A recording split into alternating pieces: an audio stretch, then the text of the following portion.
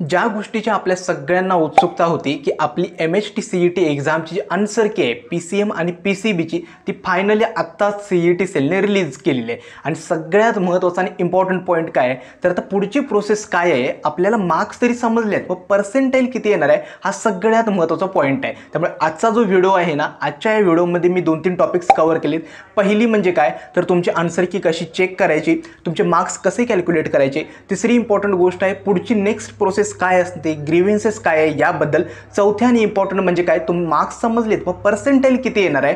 पाचवी important topic मी cover केला आहे तो म्हणजे काय या वर्षी तुमच्या पर्सेंटाईलवरती या मार्क्सचा इफेक्ट काय होणार आहे, टॉप कॉलेजेसचा पर्सेंटाईल किंवा कट ऑफ कितीने कमी होऊ शकतो। या 4 ते 5 गोष्टी आहेत ना मी शॉर्ट्समध्ये आजच्या या व्हिडिओमध्ये एक्सप्लेन केलेत। त्यामुळे आजचा जो व्हिडिओ आहे ना तो एंडिंगपर्यंत नक्की बघा। आणि इम्पॉर्टंट गोष्टी 2 ते 3 आहेत।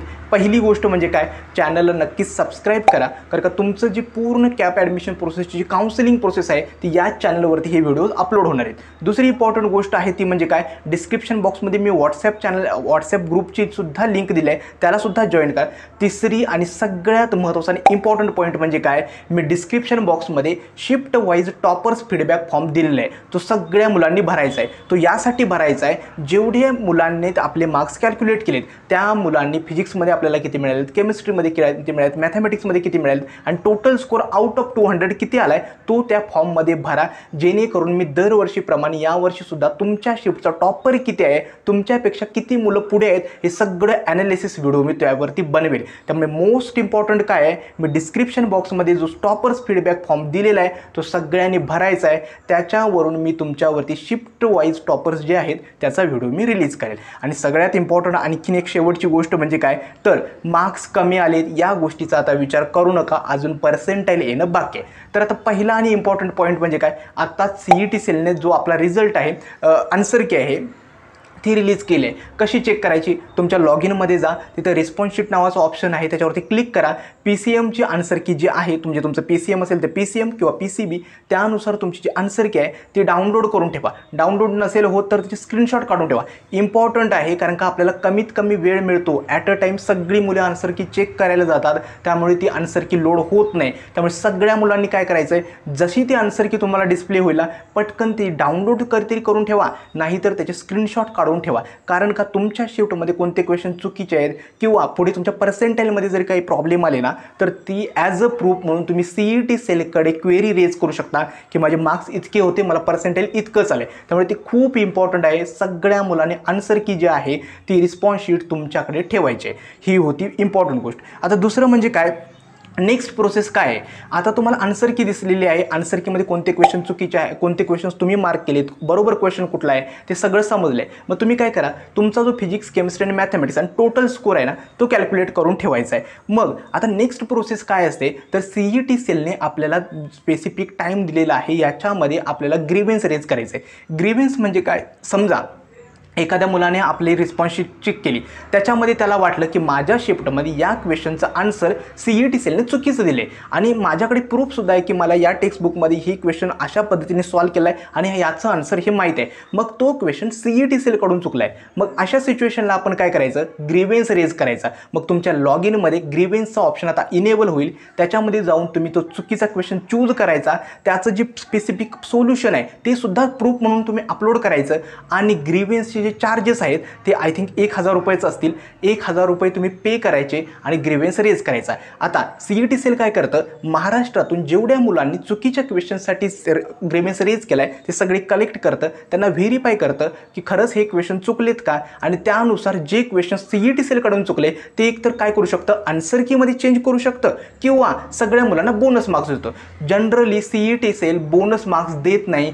जास्तीत जास्त आन्सर कीमध्ये चेंजेस करतं आणि करेक्ट आन्सर ज्या मुलांनी मार्क केले त्यांचेच फक्त मार्क्स इन्क्रीज होतात। आणि जर ऑप्शन्समध्ये काहीतरी चुकलं असेल किंवा क्वेश्चन्सच चुकला असेल तर मात्र त्या शिफ्टमध्ये बोनस मार्क्स मिळले, बोनस मार्क्स मिळाले तर जास्त काही इफेक्ट होत नाही कारण का ते सगळ्यांनाच मिळतात। मात्र आन्सर कीमध्ये चेंजेस झाले तर मात्र त्याचा फायदा होऊ शकतो। हा होता पहिला मुद्दा। आता दुसरा आणि इम्पॉर्टंट पॉईंट म्हणजे काय मार्क्स कमी आलेत काय करायचं, एकतर मी काय केलं आहे, एक इम्पॉर्टंट आणि मोस्ट अवेटेड व्हिडिओ बनवला आहे की कमी मार्क्सवर सुद्धा टॉप कॉलेजेस कशी मिळवू शकतात, याच्यावरती 5 मी स्टेप्स सांगणार आहे. आणि तो व्हिडिओ मला वाटतं येत्या 2 दिवसात मी अपलोड करेल. त्यामुळे मार्क्स कमी आले त्यामुळे घाबरून जायचं नाही. या वर्षीची सिच्युएशन अशी आहे की सगळ्याच मुलांना मार्क्स आहेत ते म्हणावे तितके आले नाहीत. का? कारण का मॅथमॅटिक्सचा जो इफेक्ट आहे तो त्याच्यावरती पडलेला आहे. त्यामुळे मार्क्स कमी आलेत ना, त्यामुळे इश्यू काही नाही आहे, अजून आपलं पर्सेंटाईल येणं बाकी आहे. ठीक आहे. आता तिसरा आणि इम्पॉर्टंट पॉईंट म्हणजे काय, मार्क्स मला समजले आहेत पण पर्सेंटाईल किती आहेत. आता एक कमेंटमध्ये काय करा, तुम्ही जेवढ्या मुलांचे मार्क्स किती आलेत ना सगळे मला कमेंट सेक्शनमध्ये सांगा,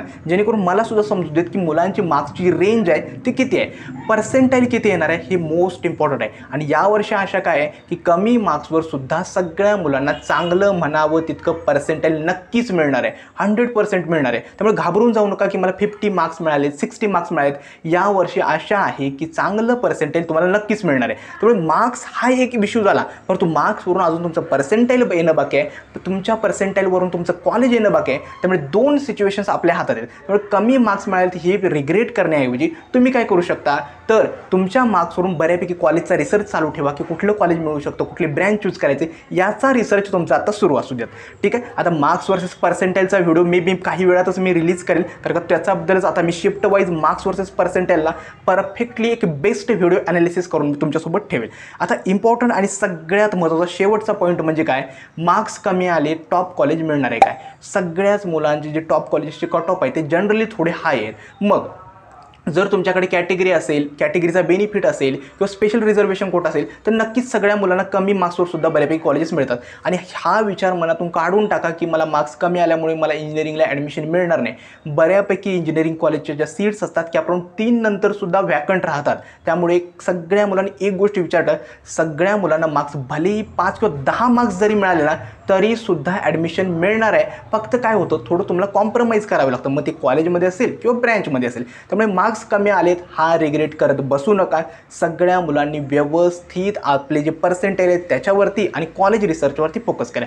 आता शेवटचा आणि इम्पॉर्टंट पॉईंट म्हणजे काय, तर आमची जी पर्सनल काउन्सिलिंग बॅच आहे त्याचे रजिस्ट्रेशन्स आम्ही ऑलरेडी स्टार्ट केले आहेत. ज्या मुलांना पर्सनल काउन्सिलिंग बॅचमध्ये एनरोल करायचं आहे त्याला तुम्ही नक्की एनरोल करू शकता. आता स्पेसिफिक फीचर्स मी सांगतो की पर्सनल काउन्सिलिंग बॅचमध्ये आम्ही काय प्रोव्हाइड करतोय.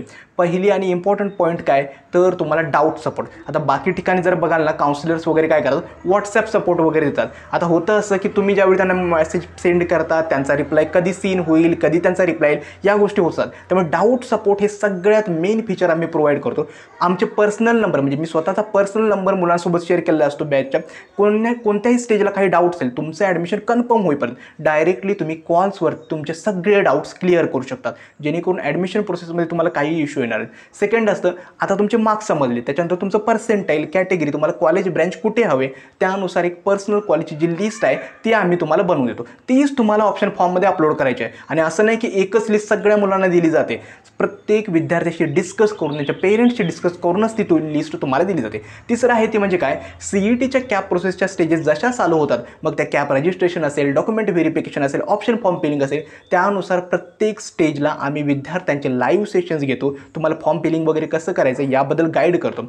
आणि शेवटच्या आणि इम्पॉर्टंट स्टेज काय, तर स्पॉट ॲडमिशन्स. ज्यावेळी तुमचं कॉलेजचे कॅप राऊंडचे 3ही राऊंड संपतात त्यानंतर स्पॉट राऊंड्स कोणत्या कॉलेजमध्ये ओपन आहेत, इन्स्टिट्यूट लेवल सीट्सला कसं अप्लाय करायचं याबद्दल गाईड करायचं. कारण का स्पॉट राऊंडला चान्सेस जे आहेत टॉप कॉलेजेस मिळायचे थोडे आहे असतात. आणि शेवटचा आणि इम्पॉर्टंट फीचर काय, तर फर्स्ट इयर इंजिनिअरिंग गायडन्स. फक्त आम्ही तुम्हाला स्पॉट राऊंड म्हणजे तुमचं ॲडमिशन झालं तिथपर्यंत आमची काउन्सिलिंग नसते, तर फर्स्ट इयर इंजिनिअरिंग गायडन्ससुद्धा कंडक्ट करतो. जेणेकरून होतं असं, ज्यावेळी तुम्ही इंजिनिअरिंगमध्ये एंटर करता त्यावेळी तुम्हाला फर्स्ट इयरपासून कोडिंग काय आहे, प्लेसमेंटची तयारी कशी करायचं, युनिव्हर्सिटीचा सिलेबस कसा मेंटेन करायचा, CGPA कसा मेंटेन करायचा, या गोष्टींबद्दल टोटली नवीन असतात. यासाठी आम्ही फर्स्ट इयर इंजिनिअरिंगचे सेशन्स कंडक्ट करतो, जेणेकरून फर्स्ट इयर इंजिनिअरिंगमध्ये सुद्धा तुम्हाला व्यवस्थित सुरुवातीपासून प्लेसमेंट ओरिएंटेड तुमची प्रिपरेशन स्टार्ट होईल. आय होप तुम्हाला पर्सनल काउन्सिलिंगचे फीचर्स समजले असतील. ज्या मुलांना एनरोल करायचं आहे डिस्क्रिप्शन बॉक्समध्ये पर्सनल काउन्सिलिंगचा रजिस्ट्रेशन फॉर्मची लिंक दिली आहे आणि त्याच्यासोबत मी कमेंट सेक्शनमध्ये सुद्धा लिंक पिन केलं आहे. ज्यांना एनरोल करायचं आहे नक्की एनरोल करा. तुमच्या मार्क्सवरती, तुमच्या पर्सेंटाईलवरती एक बेस्ट कॉलेज कसं मिळवता येतील याच्यासाठी आपण प्रयत्न करूया. आजचा हा व्हिडिओ मी कसा वाटला हे देखील मला कमेंट सेक्शनमध्ये सांगा. आजचा हा व्हिडिओ मी येथेच थांबवतो. धन्यवाद.